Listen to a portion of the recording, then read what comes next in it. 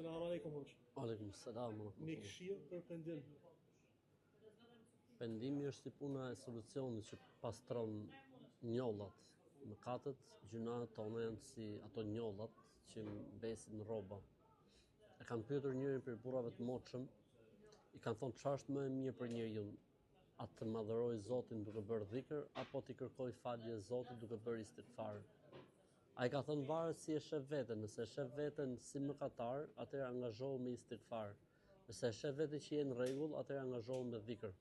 Kështu që detyra e parë që duhet bëj muslimani është pendohet tek Allahu xhelalu, duke shoqëruar pendimin e tij me tauhid.